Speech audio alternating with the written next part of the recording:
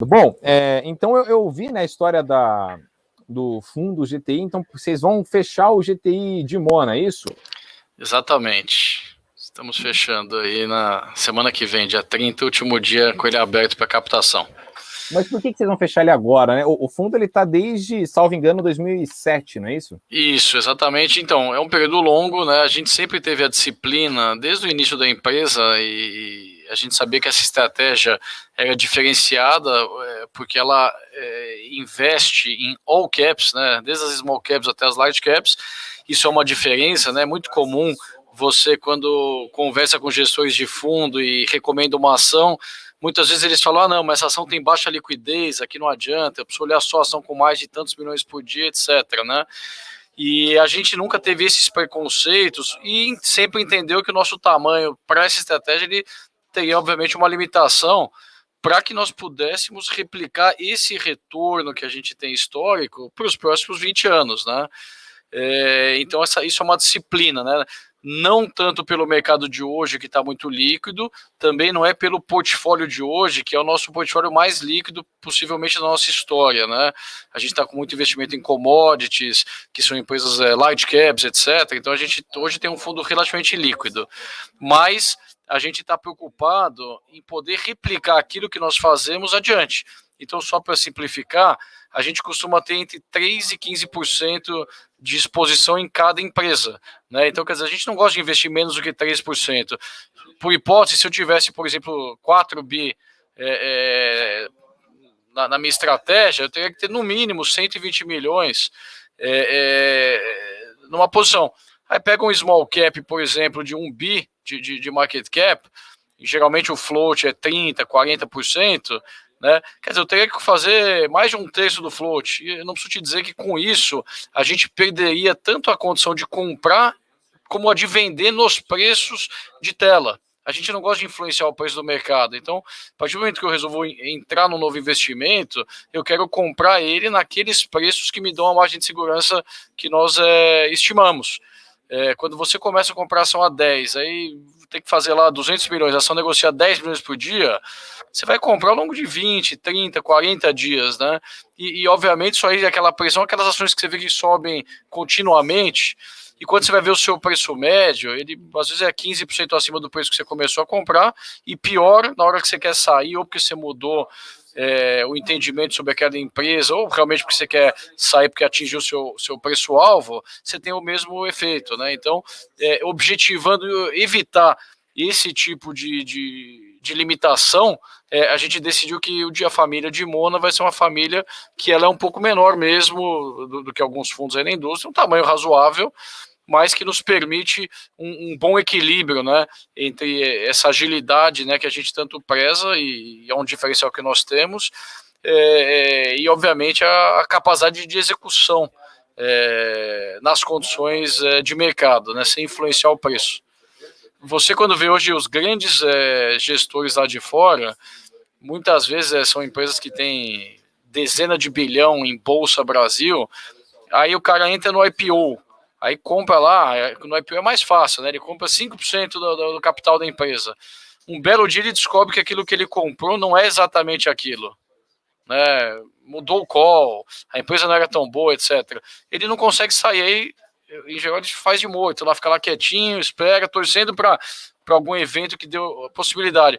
Mas na hora que ele resolve sair, às vezes 1, 2, 3 anos depois, destrói, né, a ação. Por quê? Porque não tem aquela liquidez, o valuation estava superestimado, né? Em geral, nessa hora a gente está na outra ponta, né? A gente tá, quando aquele ativo eventualmente chega num nível de preço razoável. Então é basicamente por conta disso, né? E por que demorou tanto tempo? Durante muitos anos a gente basicamente nem teve área comercial, né? Então nosso foco nunca foi o foco na captação e sim na gestão. A nossa área foi montada mais ou menos há 4 anos atrás, tal como ela é hoje.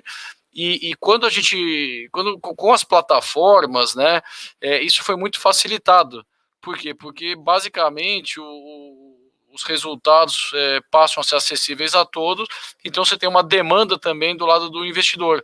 No passado muitos não conheciam, né, porque não chegava neles, né? Quer dizer, às vezes saia numa dessas revistas aí, a Fundo 5 Estrelas, a gente aparecia, mas o investidor quer investir. O nosso administrador tinha um processo de cadastro que afugentava muitas vezes o investidor, né? Principalmente quando era pessoa física. Quase um escrutínio, né? Para mandar documento, aí não chegou pelo SEDEX, enfim, aquilo era um processo até traumático. E então realmente muitos desistiam no caminho. Com as plataformas, felizmente, isso aí foi eliminado, né? Hoje tem uma agilidade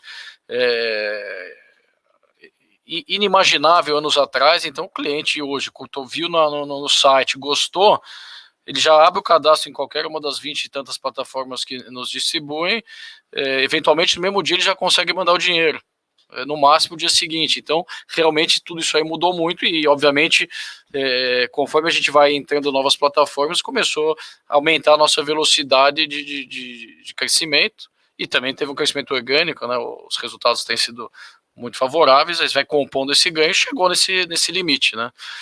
Enfim, não é uma notícia, não é uma decisão fácil, né? Mas a gente já tinha ela planejada desde o início da empresa, a gente só foi adaptando os números. Eu sempre pensei muito em dólar, né? Então, quando eu comecei a GTI, eu falava na época em torno de 350 milhões de dólares, que era mais ou menos 500 milhões de reais. A gente chegou a ter em torno de 200, né? Durante o governo Dilma, que era mais ou menos 300 de real. 250, 300 de real, e naquele momento eu entendia, até para aquele mercado, que esse tamanho estava no limite já, e pensava em termos de dólares, né? Então estava falando de 180 de dólar, e a gente estabeleceu que seria um pouco mais, entre 100 e 150 de dólares, né? Entendendo que hoje também a nossa moeda está um pouco depreciada, que é mais ou menos o parâmetro que tem hoje. Hoje eu estou bastante confortável, então a gente fecha, vamos dizer, com uma certa folga, podendo preservar as condições. E a gente já imaginava fazer esse movimento no ano passado, quando a gente lançou o GTI Nimrod, que basicamente, mesma filosofia, mesma estratégia, mesmos parâmetros, salvo que ele não investe em small cap. Né? Por quê? Porque é onde eu tenho problema, para comprar Sabesp, para comprar Vale, Itaú, Pão de Açúcar, etc., eu conseguiria ter volumes bem maiores, né? Mas para comprar uma Vulcabras já fica mais complicado, né? Ou para comprar outras empresas que têm um market cap que nós chamamos de small cap. Então a gente considerava small cap até 2 bi e mid de 2 a 10, e a partir do dia 2 de agosto, né, quando o Dimona já estará fechado, a gente vai considerar small cap até 3 bi, né, um ajuste depois de 14 anos, que basicamente é uma correção de preço, né, e o mid cap para nós vai ser de 3 a 15, né, então o Dimona All Caps e o Nimrod vai fazer o Mid e Large, né? Hoje a sobreposição dos dois, a diferença entre eles está em torno de 5% só do portfólio, porque, como eu mencionei um pouco antes, a gente está muito investido tanto em commodities quanto financeiro, varejo e até logística, que uma boa parte já está acima até de 10 bi, e então hoje estamos mais, vamos dizer, mid-large, né? Mais ou menos meio a meio mid-large, muito pouco small. Mas a gente quer preservar as condições, porque muitas vezes, historicamente, a gente conseguiu, dentre os melhores investimentos, alguns que eram small cap. O exemplo Locamerica, a própria JSL, que virou Simpar. Quando a gente investiu, eram empresas de menos de 2 bi de market cap. No caso da Locamerica, era menos de 1 bi de market cap. No caso da Simpar, um pouco mais de 1 bi. Hoje ambas são empresas aí que multiplicaram, né? Mas esse é uma das geradoras de valor, né? Não somos um fundo de small cap.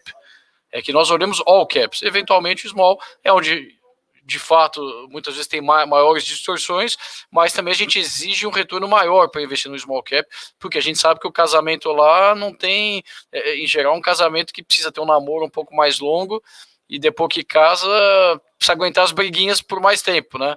Quando você investe numa Vale, numa Petrobras, no Itaú, se por acaso virar a chave por qualquer motivo, e a gente entende que mudou fundamento, seja no top-down, seja no bottom-up, é praticamente instantânea a tomada de decisão e execução. Não é a mesma coisa quando você está numa empresa que negocia, sei lá, 500 mil reais por dia, 1 milhão por dia, e você tem lá 15, 20 milhões para vender. Aí você precisa realmente, em geral, o ideal é que a sua venda ocorra porque está no seu preço, né? A gente chegou a investir em empresa com menos de 100 milhões no passado, né? Cristal Pigmento, quer dizer, são oportunidades, apareceu, ninguém queria, tinha venda grande, compramos num dia e levamos para vender, levamos 3, porque já tinha mudado de tamanho. Né? Assim como a Locamérica, tinha época que quando tinha um resgate, tinha que atender lá proporcional, era um parto, né, para vender, porque não tinha demanda para 4 mil ações num dia. E hoje, se precisasse comprar alguns milhões de reais, seria fácil. Então, em geral, a gente gosta de investir quando poucos olham, quando está relativamente barato, mas quando a gente costuma sair, as ações já estão mais líquidas, né? A gente costuma ter um horizonte mais longo. Então, é como funciona e a gente quer preservar essa capacidade, né? Sem acabar indo para a média, aqueles fundos que tem 50 empresas, 70 empresas. A gente não é o que nós fazemos. A gente prefere concentrar aí entre 15 e 20 nomes, 3 a 15%, e tem funcionado bem. E a gente vai aprimorando, até ajustando os parâmetros, até para ficar um pouco mais rígido, né, para dar mais segurança para os investidores, principalmente quanto aos parâmetros de risco, né? E é assim que a gente quer os próximos anos com essa estratégia, que ela basicamente replique o que ela tem feito, né? De preferência os últimos 5, 6 anos. E agora, eu gostei muito que você citou aí, né, uma analogia com casamento, né, de que, né, alguns têm que aguentar uma briguinha a mais e tal, e ainda continuando nessa lógica, nesse momento, né, depois de um casamento de 14 anos aí com o mercado, o GTI está fechando, né, decidiu aí separar aí de vez, não aguentou mais esse sobe e desce. Mas tem algum momento aí que vocês estão prevendo uma certa recaída, talvez tentar voltar aí com... Não, então, na verdade a gente continua casado com o mercado, né? É diferente, o casamento é um casamento, esse é um casamento de longuíssimo prazo, né? A gente só fechou a porta para novos parceiros, né? Por quê? Porque, como eu falei, para preservar, né? Obviamente, quando a gente fecha um fundo, a gente não tem previsão de reabertura, né? E, enfim, o cenário ideal é nunca mais reabrir, né? Por que eu digo isso? Porque, organicamente, claro, o resgate continua. Você tem são lá 9, 10, 15 mil cotistas pulverizados e cada um tem o seu planejamento, enfim. Mas o ganho de capital histórico do fundo, quando a gente leva em conta o longo prazo, ele costuma dobrar em torno de 3 anos, né? Um pouco mais do que 3 anos, ele vai dobrando. Então, naturalmente, esse volume já cresce sozinho, se a gente continuar replicando os retornos, né?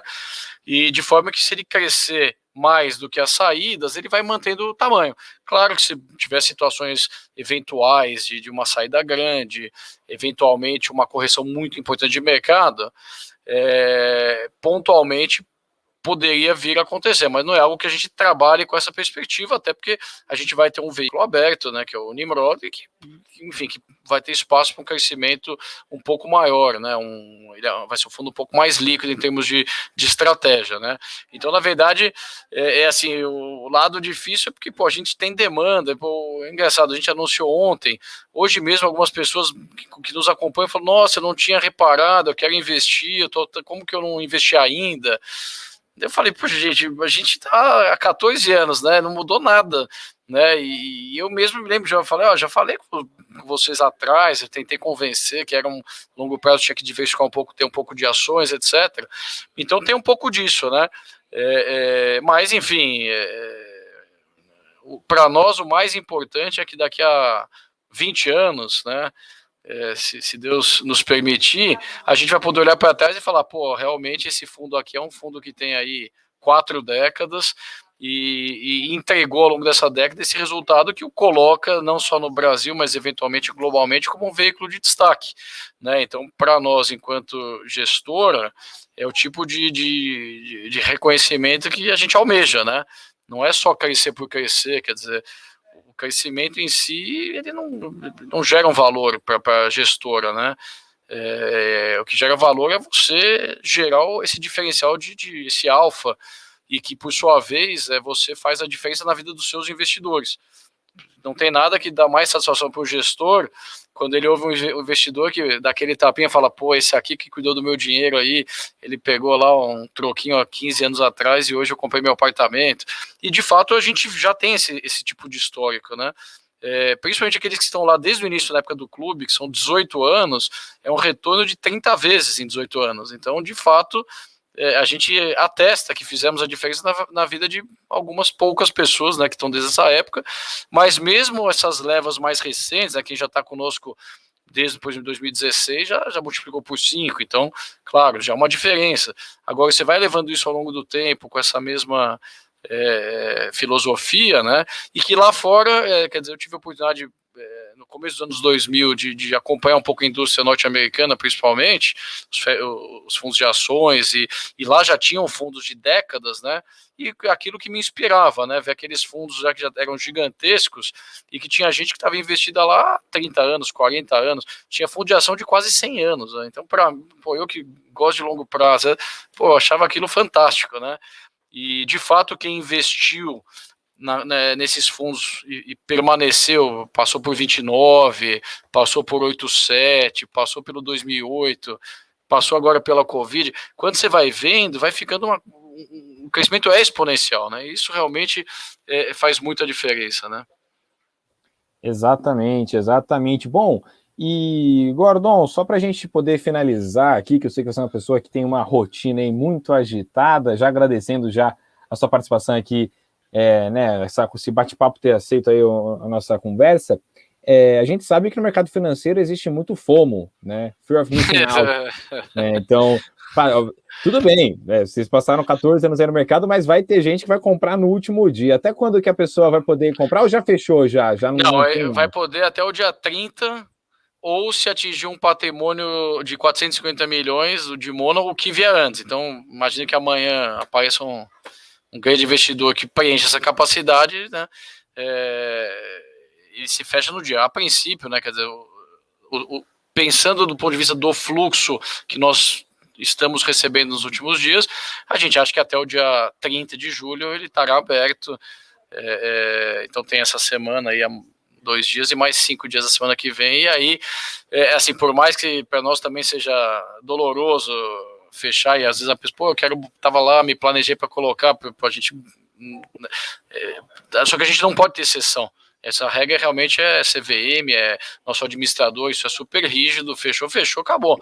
Então, quer dizer, a gente dá a comunicação mais ampla possível, né? É bom até esse programa, como o de vocês, ajuda, o administrador ele envia para todos os distribuidores, a gente mesmo circula Twitter, tenta avisar os que você tem mais contato, né? Porque a gente sabe, as pessoas, é engraçado, você está lá anos e anos e todo mundo, teve um grande gestor, eu não ouvi direto dele, então não sei se é dele, mas atribui a Luiz Stuhlberger essa frase, né? Era um sócio que trabalhou com ele, me falou, que ninguém acorda com vontade de aplicar em bolsa, né? Tipo, hoje eu preciso aplicar em bolsa, né? Não costuma ter esse perfil. Então, quando você tem um fundo lá aberto e de longo prazo, o pessoal, amanhã eu ponho, vai sempre deixando. Na hora que você realmente tem uma data, e eventualmente a pessoa, não, deixa eu botar agora, porque senão vou ficar de fora deste fundo. Então, tem um pouquinho disso, mas, enfim, acho que todos, principalmente os menores investidores das plataformas que alocam, diversificam bastante, acho que eles têm bastante acesso às informações, então, e também são relativamente novos, né? Não é que eles conhecem a gente há muitos anos, porque as plataformas, eu diria que tem 4, 5 anos que realmente pegou, né? Mas a gente sabe que muitos já acompanham as cartas mensais, já investem, enfim, e eventualmente esses que querem ter um pouco mais de alocação, eles estão se planejando, enfim, para fazer. Se depender da gente, a gente obviamente gostaria de ter cada um deles, dar o tempo para cada um chegar lá e falar, não, mas não pode, isso é uma regra da CVM e é para todo mundo, inclusive para nós, né? Nós mesmos estamos fazendo nossos últimos aportes no fundo e eventualmente, se um dia ele voltar a abrir, obviamente vai haver uma demanda reprimida nossa. Mas enfim, não há essa expectativa, então precisa ser uma mudança muito substantiva em termos de PL e de cota, não de queda de ação. A bolsa caiu 15, não é por isso que a gente reabre, é cota, né? Tem X milhões de cotas, caiu, por exemplo, 20%, eventualmente a gente vai reavaliar. E mesmo assim não é a intenção, né? A intenção realmente é que ele sozinho vá, né? Tá certo, então, bom, até sexta-feira, dia 30 de julho de 2021. Dia 30, inclusive, porque o administrador, ele, quando anunciou a primeira vez dia 30, falou, não, mas deixa até o último dia, porque a pessoa lê dia 30, o comunicado é até dia 2 de agosto. Por quê? Porque é abertura, então não consegue investir no dia 2 de agosto. Por isso que a gente fez para não, até o final do mês consegue. Agosto já não consegue mais. Tá certo, então. Bom, André, muito obrigado, viu, pelo papo. É um prazer enorme falar com vocês da GTI quando precisarem aqui. Tem um espaço sempre aberto aqui. Boa sorte ainda para o fundo. Eu agradeço aí o espaço e o prestígio aí que você sempre tem conosco. Tá certo, então. Bom, então é isso, gente. Quem quiser aí, então, fundo GTI de Mônaco aí, dia 30 de julho, até o dia 30 de julho, quem quiser investir, fique à vontade.